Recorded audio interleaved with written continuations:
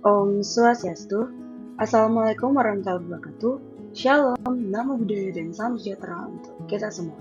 Perkenalkan, nama saya Ruth Rumi Sukabanung dengan NIM 220531115. Adapun dosen pengampu saya yaitu Profesor Dr. Cokorda Gede Tirtanindya STMT. Dan untuk presentasi kali ini saya akan membahas tentang kertas, serat, dan proses. Adapun untuk referensi saya dalam membuat presentasi ini, yaitu Handbook of Manufacturing Process by James G. Brown. Oke, kita akan mulai dari kertas. Jadi, kertas itu adalah lembaran tipis, serat yang saling terjalin, di mana biasanya kertas itu terbuat dari serat selulosa alami atau serat sintesis atau mineral. Adapun bahan baku kertas, yaitu serat kayu sendiri, wood fibers, sumber serat alami non-kayu juga bisa, kemudian limbah kertas bekas, serat halus atau fine papers, atau tanaman atau hal yang mengandung selulosa, kemudian serat non-selulosa modern. Adapun kita akan masuk ke dalam proses pulping kayu. Jadi proses pulping kayu itu dimulai dari mechanical pulping dulu, di mana serat itu dipisahkan secara fisik menggunakan gaya gesek atau tekanan.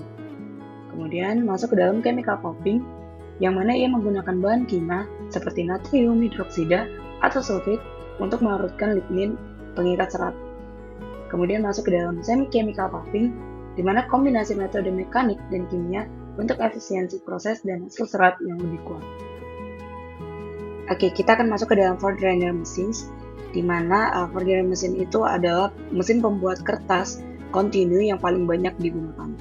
Jadi bubuk kertas itu bakal disebarkan di atas wire mesh belt yang bergerak. Jadi proses utamanya itu di sini ada headbox, yang dimana ini akan mengalirkan bubuk kertas itu ke permukaan saringan awan atau wire mesh. Kemudian di sini di bagian satu ini itu adalah Forerunner table. Jadi air itu bakal disaring keluar dan serat itu bakal membentuk lembaran. Kemudian ada press section di sini. Press section sendiri itu adalah lembaran itu bakal ditekan dengan catching rollers. Nih, bakal ditekan di catching rollers. Dan flat conveyor-nya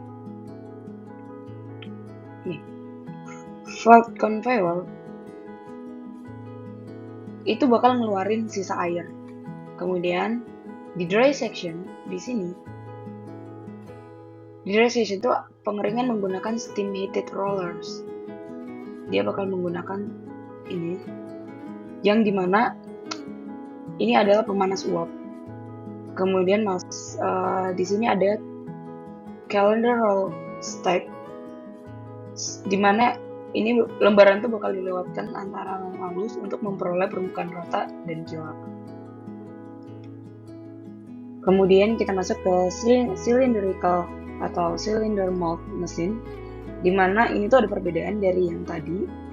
Jadi pembentukan lembaran tuh terjadi di atas silinder berputar, dimana dia bakal terendam di slurry pumpnya.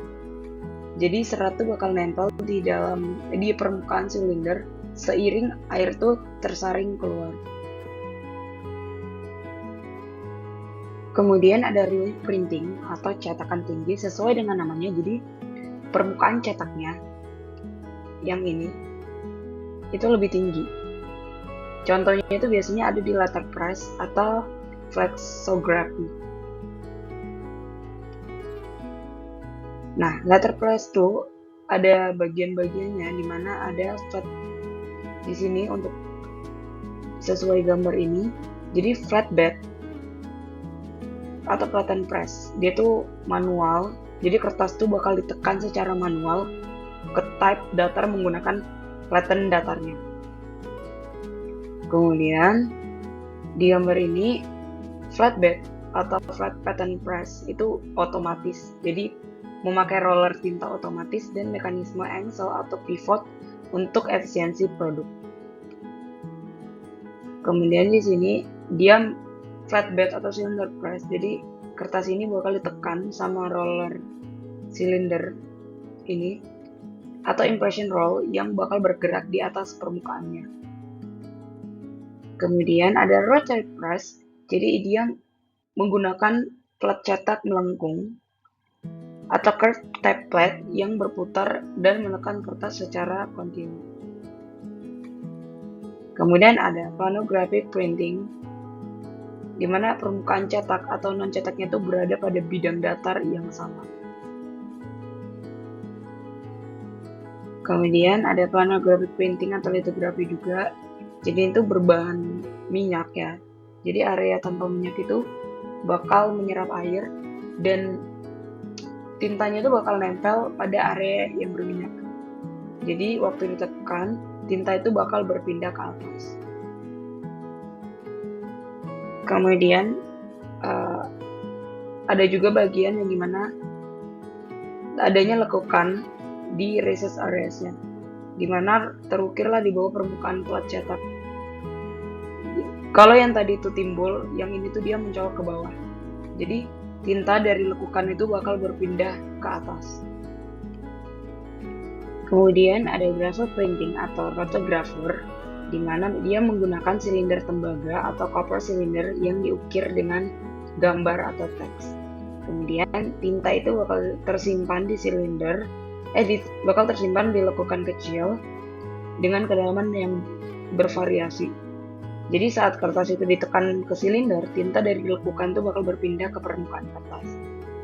Komponen utamanya itu, yang pertama ada copper grapher cylinder, di mana ini tuh silinder cetak dengan ribuan lekukan mikro. Kemudian ada ink foundation. Di sini ink foundation, di mana ini adalah wadah tinta cair.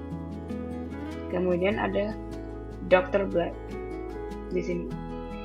Dr. Blade itu tuh gunanya tuh jadi bila logam tipis yang menghapus tinta berlebih di permukaan silinder dan cuma bisa menyisakan tinta di lekukan. Kemudian ada impression roll, di mana roll karet yang ini tuh adalah roll karet yang menekan kertas ke silinder untuk memindahkan tinta.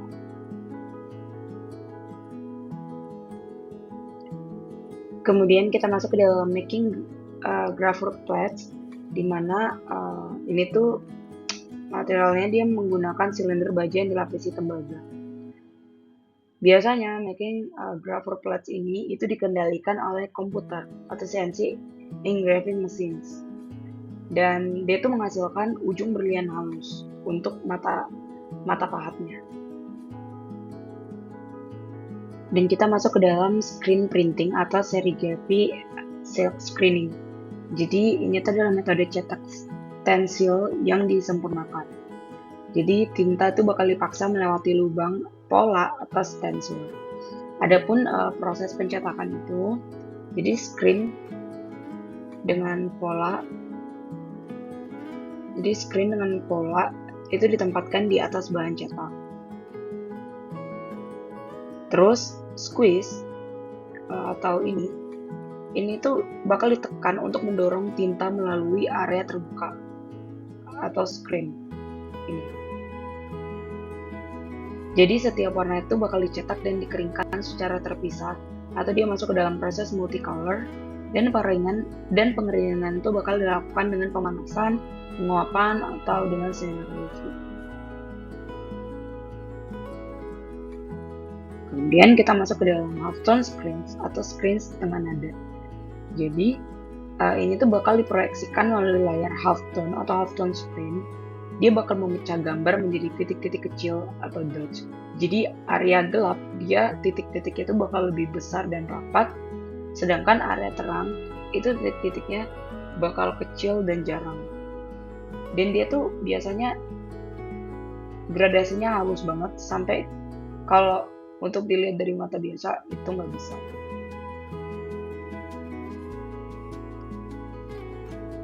Sekian presentasi saya hari ini. Adapun kurang saya mohon maaf. Saya tutup dengan Param Santi, Om Santi Santi Om. Assalamualaikum warahmatullahi wabarakatuh. Shalom, nama budaya dan salam sejahtera untuk kita semua.